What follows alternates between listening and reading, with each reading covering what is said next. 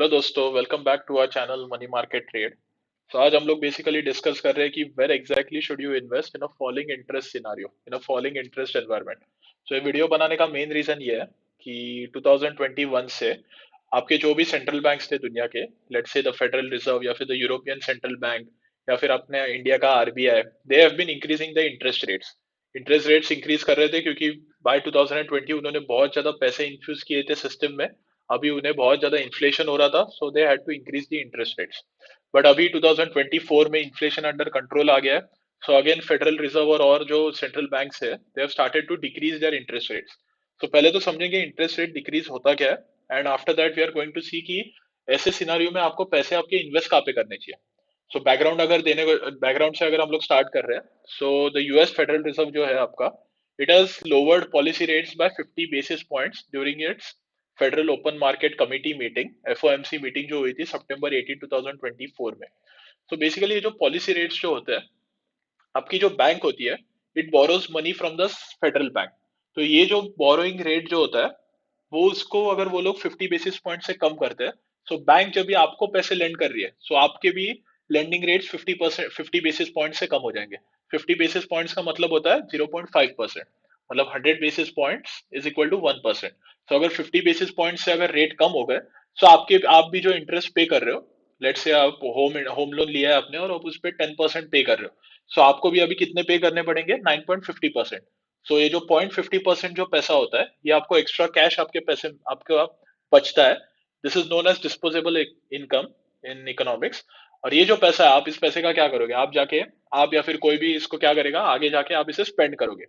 सो ये जो 0.50, लेट से आपको एवरी मंथ अभी 3000 रुपीज सेव हो रहा है, सो आप इसमें शायद मूवी देखोगे या फिर शायद कोई नया इलेक्ट्रॉनिक आइटम लोगे या एनीथिंग लाइक दैट। सो इससे बेसिकली क्या होता है, कंजम्पशन अगेन बूस्ट होता है, इकोनॉमी अगेन बूस्ट अप होती है। सो that's how this cycle works, कि इंटरेस्ट रेट बढ़ाए जाते हैं, फिर इंटरेस्ट रेट कम किए जाते हैं, फिर इंटरेस्ट रेट अगेन बढ़ाए जाते हैं। सो ऐसे साइकिल चालू रहता है। सो पहले क्या हुआ, यूएस फेडरल रिजर्व ने 50 बेसिस पॉइंट से रेट्स कम किए।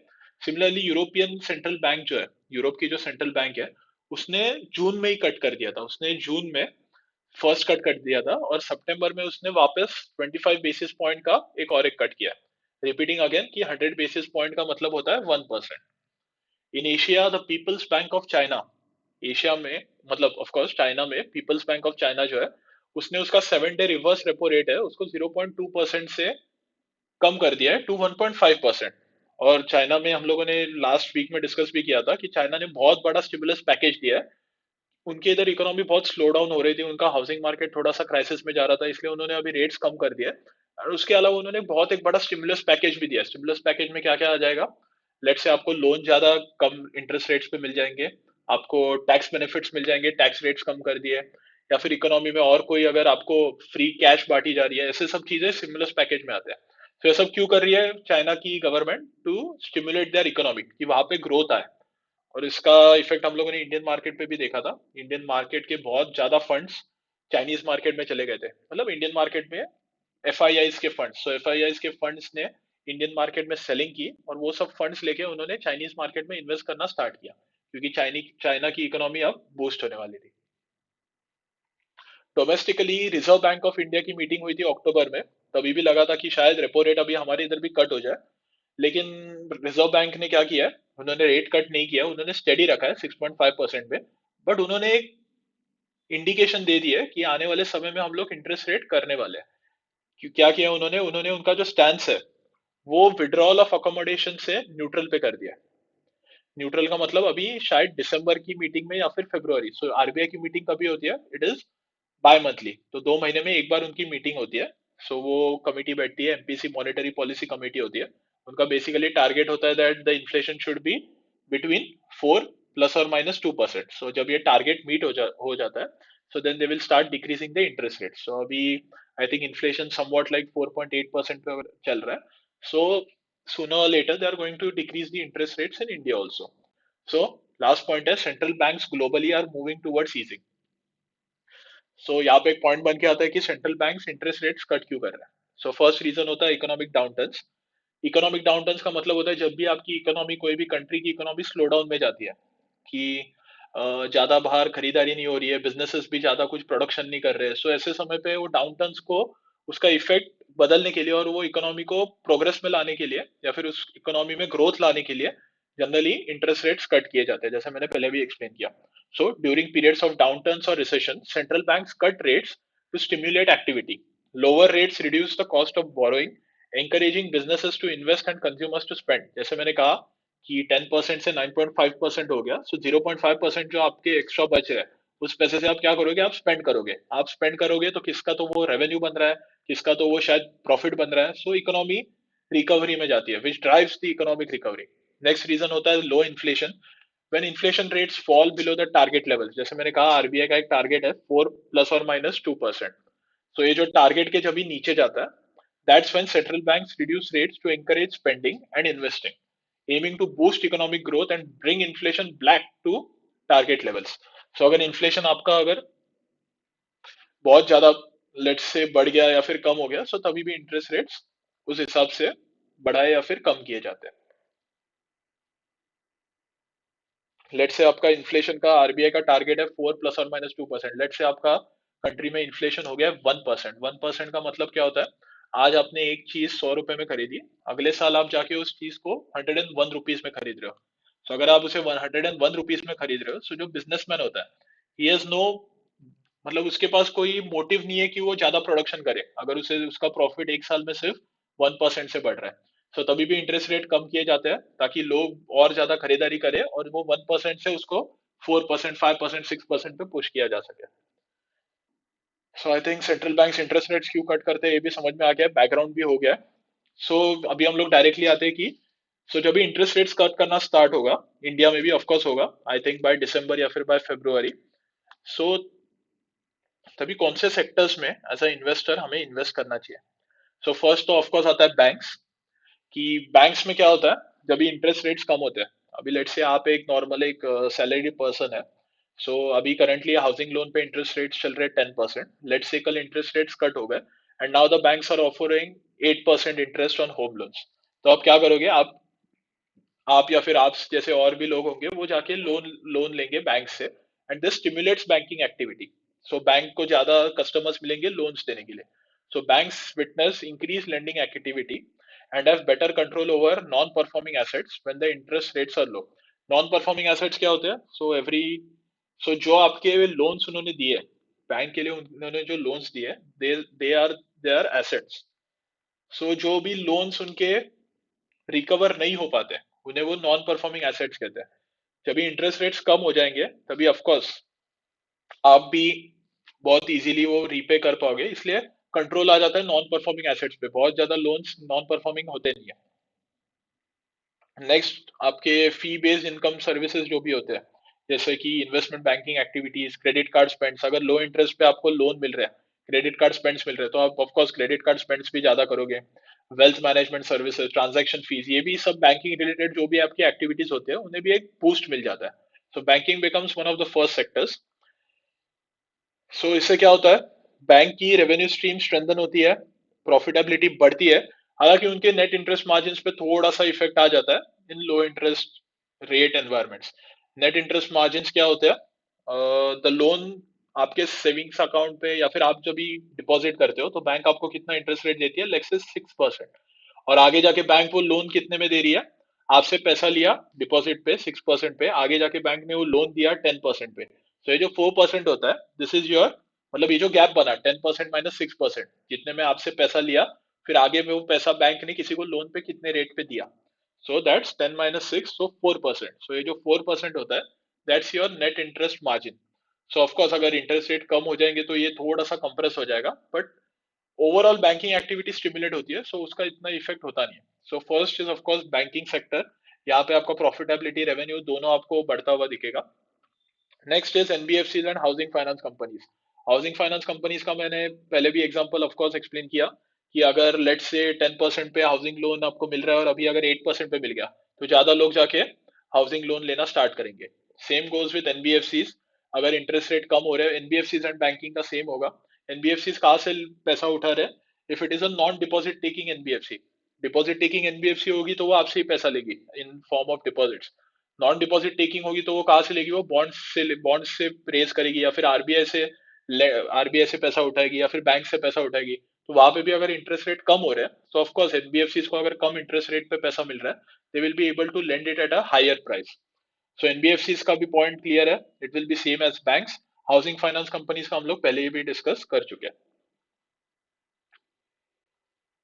So one of the points is the declining cost of capital allows these institutions to offer competitive interest rates while maintaining healthy margins.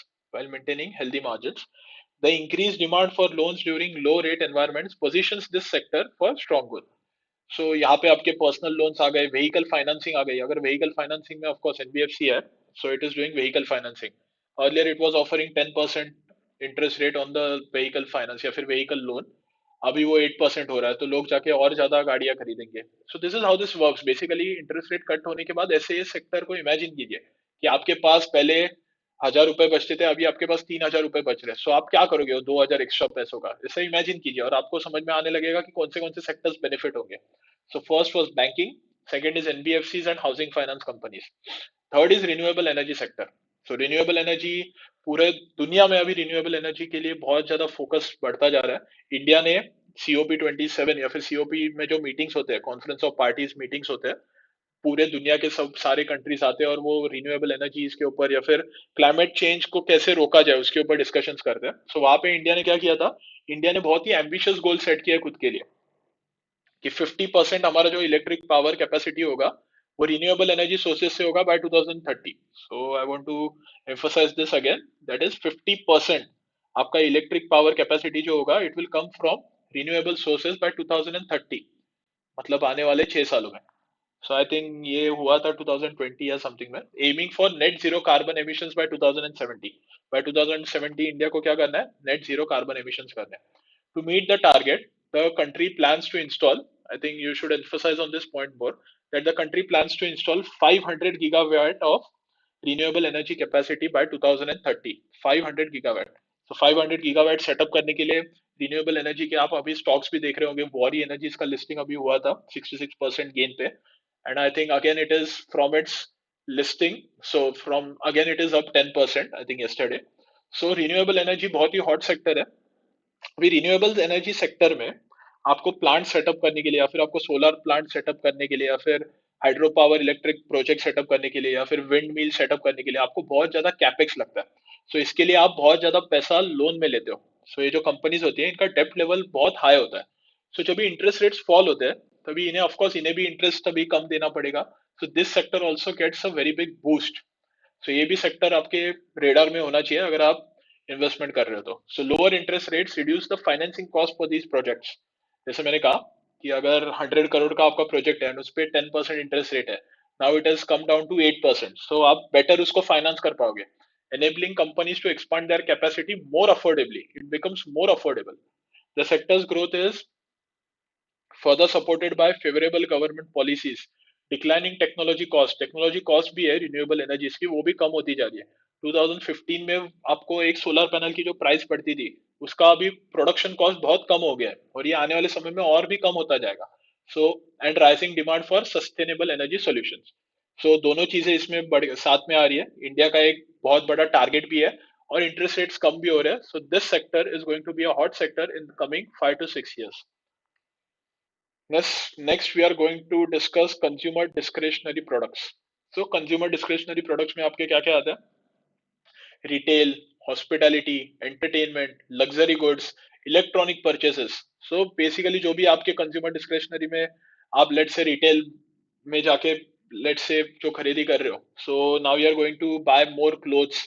अब इमेजिन करो आपको मैं 5,000 रुपए दे रहा हूँ एवरी मंथ, आपको एक्स्ट्रा दे रहा हूँ। सो आप उस पैसों का क्या करोगे?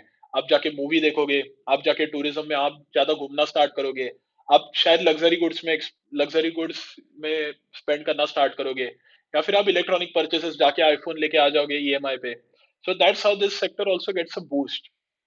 हॉस्पिटैलिटी में आप होटल एंड टूरिज्म देख लो, एंटरटेनमेंट में आप शायद मूवीज देख लो, या फिर आप बाहर डाइनिंग कर लो। लग्जरी गुड्स में आप शायद कोई एक्सपेंसिव ज्वेलरी खरीद लोगे, या फिर ऑफ कोर्स मैं समझ सकता हूँ, लेकिन एग्जांपल में आप ऐसा सोचो कि पूरी इकोनॉमी एज अ होल कैसे बूस्ट हो रही है इसकी वजह से। रिटेल में एज अ होल लोग ज्यादा स्पेंडिंग कैसे कर रहे हैं, लोग ज्यादा कपड़े खरीद रहे हैं, या फिर और भी आप जो भी इमेजिन कर सकते हो। आप ऐसे इमेजिन करो कि आपको एवरी मंथ में 5,000 या फिर 10,000 रुपीज दे रहे हो एक्स्ट्रा आपके रेवेन्यू, आपके सैलरी के ऊपर। सो आप उसे कैसे स्पेंड करोगे? सो ईएमआईज, लोअर ईएमआईज हो जाते हैं। गिव कस्टमर्स ईएमआईज में ऑफ कोर्स इंटरेस्ट रेट कम हो रहे हैं, सो लो इंटरेस्ट पे आपको मिल रहा है, क्रेडिट कार्ड स्पेंड्स आपके बढ़ेंगे। गिव कस्टमर्स मोर डिस्पोजेबल इनकम, वही इनकम जाके वो लोग और स्पेंड कर रहे हैं। Businesses in this space can expect better revenue growth and margin improvement due to increased consumer spending. Correctly explained I think. इस स्पेस में अगर आपका ऑफ कोर्स रेवेन्यू ग्रोथ बढ़ता जा रहा है, मार्जिन इंप्रूवमेंट भी होगी क्योंकि आपका इकोनॉमीज ऑफ स्केल उसमें आ जाएगा due to increase consumer spending. Next is utilities. Utilities में एक ऐसा पॉइंट आ जाता है कि यूटिलिटीज में लेट से आपकी वाटर मेकिंग कंपनी या फिर कोई ऐसी रिसाइकल रिसाइकल यूनिट है। सो वो कंपनी है जो रिसाइकल करती है वेस्ट को, इलेक्ट्रॉनिक कंपोनेंट्स को। सो ये जो कंपनीज होती है, इन्हें बहुत ज्यादा कैपेक्स लगता है इनका प्लांट सेटअप करने में। सो यहाँ पे क्या आ जाता है, लॉन्ग टर्म इनके जो प्रोजेक्ट्स होते हैं, सो आपको इनका प्रोजेक्ट अगर सेटअप करने में इनको 10 ईयर्स लग रहे हैं, सो ये लॉन्ग टर्म प्रोजेक्ट्स जो होते हैं ये बहुत फिजिबल बन जाते हैं। और इनकम फोकस इन्वेस्टर्स जो होते हैं, सो आप अगर इनकम फोकस इन्वेस्टर्स हो, आपको अगर ऐसा है कि मुझे एवरी ईयर मैंने जो 1 लाख इन्वेस्ट किए उससे मुझे कुछ एक फिक्स डिविडेंड आता रहे। सो यूटिलिटी कंपनीज ऐसे एनवायरनमेंट में बहुत ज्यादा आपको अच्छे रिटर्न्स दे सकते हैं क्योंकि they have a history of giving consistent dividend payouts. Makes the sector very much attractive. So first point मैं एक बार रिपीट कर देता हूँ। Typically seen as defensive, become attractive during low interest rate environment due to their stable cash flows. इनके cash flows बहुत stable होते हैं और इनके डिविडेंड यील्ड्स भी बहुत ज्यादा होते हैं। तो इसमें आप यूटिलिटी कंपनीज में शायद एचपीसीएल बीपीसीएल को भी मतलब यहाँ पे ऑफकोर्स कोई रिकमेंड नहीं कर रहा हूँ मैं, बट जस्ट मैं कह रहा हूँ कि इसमें कौन से टाइप के कंपनीज आते हैं। आपके अगर कोई भी रिसाइकल यूनिट होगी या फिर इलेक्ट्रिसिटी कंपनीज होगी, ये सब भी इसमें आ जाएंगे। Next is of course automobiles.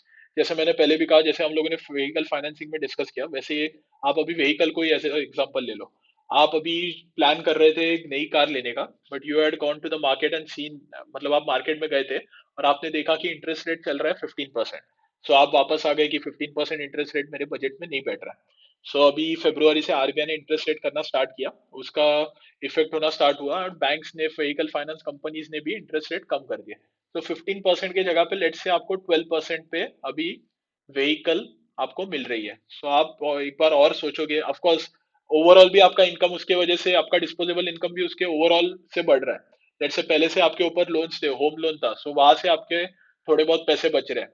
और भी शायद ईएमआईज आप कहाँ पे पे कर रहे थे, वहां से भी पैसे बच रहे हैं। तो ये जो एक्स्ट्रा पैसे बच रहे हैं, यहाँ से आप अभी सोचोगे कि हाँ आज मैं जाके व्हीकल अभी अफोर्ड कर सकता हूँ। सो वैसे आपका ऑटोमोबाइल सेक्टर भी ओवरऑल एक ग्रोथ फेज में चला जाता है। So the automobile sector, so interest rate के एनवायरनमेंट में जो मेन सेक्टर्स जिन पे आप फोकस कर सकते हो, that are going to be automobile, it's going to be FMCG, it's going to be consumer discretionary. ये तीन sectors, and banking, of course banking में भी बहुत अच्छा इफेक्ट आता है। सो ये तीन चार सेक्टर्स जो है, इनमें बहुत ज्यादा बूस्ट हिस्टोरिकली देखा गया है, एंड ऑटोमोबाइल्स में सबसे ज्यादा बूस्ट देखा गया है। सो अभी जो ऑटोमोबाइल सेक्टर स्लो डाउन में जा रहा था, ऑफ कोर्स ऑटोमोबाइल सेक्टर के अपने चैलेंजेस भी बहुत रहे हैं। सो 2020-21 में सेमीकंडक्टर शॉर्टेज रहे थे, उसके बाद अभी बहुत ज्यादा पीक भी होता हुआ दिख रहा है, इलेक्ट्रिक व्हीकल्स लोग ले नहीं रहे हैं। सो ऑफ कोर्स उसके चैलेंजेस भी रहे हैं, बट इंटरेस्ट रेट कट के एनवायरनमेंट में automobile sector also should be on your radar. The automobile sector often sees a boost in demand when the interest rates fall, as vehicle financing becomes more affordable.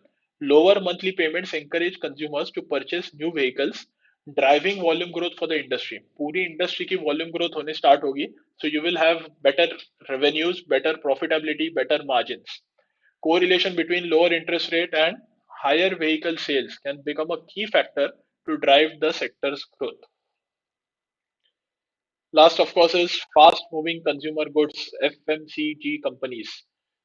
Of course अगर आपके पास disposable income बढ़ रहा है, सो आप जाके ज्यादा अभी यही चीज खरीदोगे, you will start buying more of fast moving consumer goods, let's say like soaps, या फिर और भी जिस जो भी इसमें डिस्क्रिशनरी प्रोडक्ट्स आते हैं। एफएमसीजी में कंपनीज में एचयूएल के कोई भी प्रोडक्ट्स आप इमेजिन कर लो, let's say biscuits, your beverages, then you have your soaps and all those your home appliance, home discretionary products, उसमें आप जो भी imagine कर सकते हो, सो इन कंपनीज को भी बहुत ज्यादा बेनिफिट यहाँ पे मिलता है, इनका भी मार्जिन इनके इंप्रूव होते हैं, इनके रेवेन्यूज इंप्रूव होते हैं, फिर इनके प्रॉफिट्स भी इंप्रूव होते हैं. This sector gains additional momentum in low interest rate environments. Increased disposable income from lower borrowing costs allows consumers to trade up to premium and branded products. So consumers जो होते हैं वो आपके अभी premium और branded products भी लेना start करते हैं. जब ये ऑफकोर्स उनके पास अभी पैसे ज्यादा आ गए, सो वो क्या करेंगे, पहले शायद वो लाइफ बॉय लेते थे, अभी वो जाके डोव का साबुन लेंगे. एज अ एग्जाम्पल जस्ट मैं ऐसे ही बोल रहा हूँ. Which boost sales volumes and expands margin. So volumes बढ़ते हैं कंपनीज के, उनके मार्जिन भी एक्सपांड होना स्टार्ट करते हैं. Also, lower interest rates enables FMCG companies to invest in marketing. अभी FMCG कंपनीज भी क्या करेंगे, वो भी अभी मार्केटिंग और बढ़ा देंगे, डिस्ट्रीब्यूशन उनका और बढ़ा देंगे, प्रोडक्ट डेवलपमेंट पे और पैसे खर्च करेंगे, रिसर्च एंड डेवलपमेंट में और पैसे खर्च करेंगे. सो उसके लिए वो पैसे भी क्या करेंगे, वो भी शायद और लोन लेंगे बैंक से.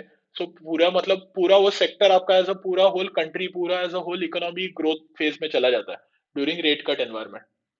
सो उसमें आपको पिक करना है कि कौन से सेक्टर में सबसे ज्यादा ग्रोथ आएगा. So these 7 sectors are one of the most important sectors in a lower interest rate environment. So ये आपका फर्स्ट पॉइंट हो गया. इसके बाद आपको क्या करना है, इन्हीं सेक्टर्स में आपको ऐसे कंपनीज ढूंढने हैं which are growing at a rate return on equity of let's say more then 25%, और उनका रेवेन्यू ग्रोथ भी अच्छा होना चाहिए. बट रिटर्न ऑन इक्विटी देखो कि 25% में उनमें किसका सबसे ज्यादा आ रहा है, 25% से ज्यादा. फिर रेवेन्यू ग्रोथ देखो, एंड आफ्टर दैट सी कि उनके मार्जिन कैसे एक्सपांड हो सकते हैं. सो इन्हीं 7-8 सेक्टर्स को पकड़ो और इनमें से ही फिर शेयर्स ढूंढना स्टार्ट करो. सो विदाउट सिग्निफिकेंटली इंक्रीजिंग डेप्ट सर्विसिंग कॉस्ट. कि एफएमसीजी कंपनीज भी अभी लोन ज्यादा लेंगे, उनका रेवेन्यू बढ़ गया है, सो उनके ज्यादा उनको डेप्ट सर्विसिंग में भी ज्यादा प्रॉब्लम नहीं आएगा. We stop with this. Thank you. Please subscribe to our channel money market trade.